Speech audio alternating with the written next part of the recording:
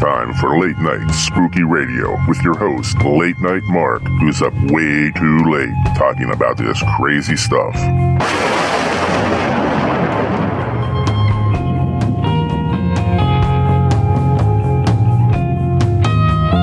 Gather round, kids. It's time for Late Night Spooky Radio.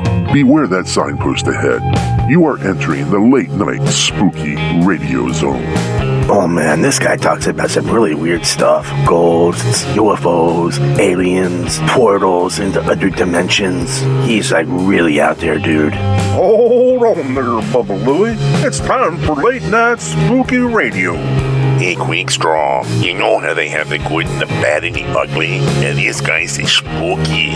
One of the goals of the CERN particle accelerator is to open a gateway into other dimensions. What they're not counting on is when they open up that gateway, what may come through from the other side. Dang, burn it. Now I heard everything. That was one heck of a whopper. Tranquility Base here. The Eagle has landed. Roger, Tranquility. We copy you on the ground. You got a bunch of guys about to turn blue. We're breathing again. Thanks a lot. It's one small step for man, one giant leap for mankind. Houston, Tranquility Base here. We've switched over to auxiliary. We are not alone. Repeat, we are not alone. He was very serious. He said the end of the world is upon us. I think he was telling one hell of a whopper there. They said Mars was nuked. They sent remote viewers back to ancient Mars, back where it was still green and there was a civilization of humans that were very tall. They said they exterminated themselves in a nuclear battle that took out the entire planet and destroyed the ecosystem. They said Mars was nuked.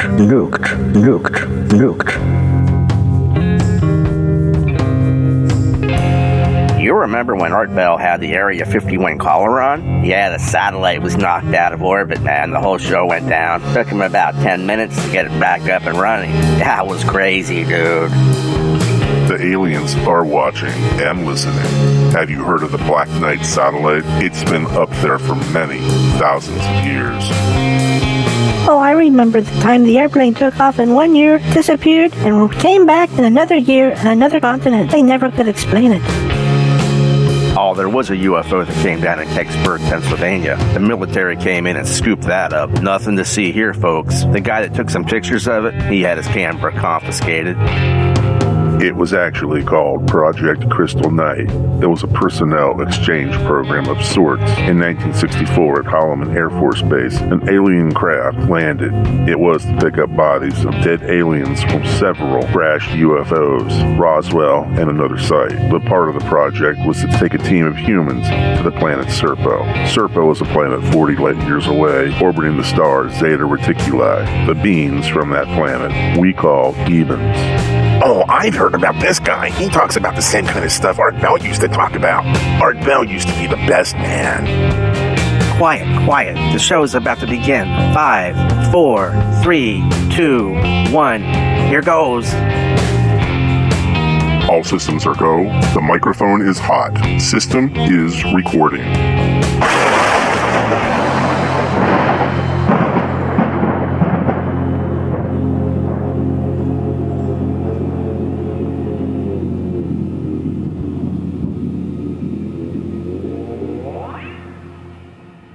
You're listening to Late Night Spooky Radio with your host, Late Night Mark. And I'm battling a little bit of a chest cold here, so hopefully my sound will sound okay. I came across an interesting article on www.msn.com. The headline, UFO over Las Vegas Strip. More likely a rare weather phenomena. 2 nights before Christmas and up and down on the Las Vegas Strip, people looked up and thought they saw a spaceship. Oh, spoiler alert, it was probably just a weather phenomena. That's what they're saying, though a rare one for the Las Vegas Valley. Workers at the Sapphire Gentlemen's Club, they filmed what appeared to be groups of red and white lights shining in the clouds. Honestly, this is really strange, a voice could be heard remarking on the lights. I mean, we're here every night. I've never seen anything like this, is what he said. The people recording the event speculated That it was a UFO hovering above the club. And they weren't alone. Next stars, KLAS, heard from a worker at a nearby marijuana growing business who also saw the lights, claiming they stayed in place for more than an hour. All right, a marijuana growing business? Yeah, that's what the article said. Oh my goodness. You know, when you hear something like a marijuana growing business, you can't help but wonder, did they do that on purpose just to make the witness sound not credible? It makes you wonder. Well, all right, let's move on. The article went on to say the night was relatively cool, with low clouds in the sky, leading to speculation it was just reflections from the lights along the Las Vegas Strip. This is probably correct, experts suggest, though it only happens during specific weather events. A meteorologist at the National Weather Service in Las Vegas told KLAS that since the lights in the clouds did not appear to move and the temperature of the clouds was cold enough, there's a good chance what people saw this night was a phenomenon known as light pillars. According to the National Weather Service, light pillars are described as the following: long pillars of multicolored light streaking the sky that seems like the perfect backdrop for impending alien invasion. But in reality, light pillars are a common effect that can be found all over the world. They do come from above, not extraterrestrials though, but tiny crystals of ice hanging in the atmosphere. Ice is very thin, shaped like plates, with hexagonal faces. When ice drifts down through the air, it falls closely horizontal. At the top and the bottom of these faces, with more area, ice is very reflective. So when light hits those wider faces, it bounces around and reflects off more ice crystals. That means we get these vertically stacked mirrors. The light hitting it gets reflected up and up, or down and down, depending on the source, and becomes a radiant column in the sky. Light can come from the sun, moon, cities, streetlights, or any strong light source. So that is the official explanation of these lights in Las Vegas. And maybe it is true. I know I have personally seen the moon at nighttime lighting up on light crystals and seeing these amazingly halo patterns coming off of it. And a couple times during the day, I've seen this happen with the sun. And the patterns were amazing that came off in the sky. It looked like a sign from the heavens. It was beautiful, amazing. And I didn't have a camera with me. And this was back in the 1970s when we didn't have cell phones that could take pictures. But it would have been one of the most amazing photos if I could have captured it. And I didn't have my 35 millimeter film camera with me at the time. Boy, I wish I did. All right, I want to touch on one of the subjects that has really been bugging me lately. And that's some of these apps that have come out that create, can put UFOs in a picture, and the internet is getting flooded with these fake videos. And some of these fake videos look pretty cool, but people are putting them out there. It's like, okay, yeah, you got this fake thing, and then you give it the tagline, UFO seen at blah, blah, blah. And you look at it, and it's the same stupid UFO. And I can't help but think that this is kind of deliberate, even though the government came out and talked about these, unidentified flying phenomena, they call it now. And they kind of admitted that there's something there. But now we're getting all these fake videos just flooding the internet. So pretty much I even see a headline as such, and it takes me about a second to look at it and go like, oh yeah, that's fake. It's really doing people that are interested in the phenomena a big disservice. I can understand people maybe wanting to make their own little home sci-fi movies, but to constantly be putting stuff out there going, UFO seen over traffic, and it's always the same audio in the background, and it's just annoying as all get out. You know the audio you hear. It sounds like, oh, in shock, and then people running around screaming, ah, in panic. I'm so tired of it. So, that's just part of the world today that we're going to have to deal with. It's getting harder and harder to have the patience to go through all the garbage out there to possibly actually see a real story. Anyway, I just wanted to touch on that. What else is in the news here? There are 5 space exploration missions happening in 2023. So we're wrapping up 2022. We're moving into 2023. Let's see, there's going to be the Jupiter Ice Moons Explorer in April. The European Space Agency is set to launch the Jupiter Icy Moon Explorer.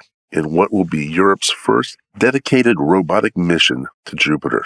That's pretty cool. Next up, the SpaceX Starship will have the first orbital test flight, with the Super Heavy Starship spacecraft to happen early in 2023. The Starship will be the largest spacecraft capable of carrying humans from Earth to destinations in space. The Super Heavy Starship will be the most powerful launch vehicle ever to go into space, capable of lifting 100 tons of cargo to low Earth orbit. Starship is a two-component system consisting of the Starship spacecraft, which carries the crew and cargo, and the Super Heavy rocket. The rocket component will lift Starship to some 65 kilometers altitude before separating and returning to Earth in a controlled landing. The upper Starship component will then use its own engines to push itself the rest of the way into orbit. There have been several short test flights of the Starship portion of the system that met with varying degrees of success, but this upcoming flight will be the whole system together going to space.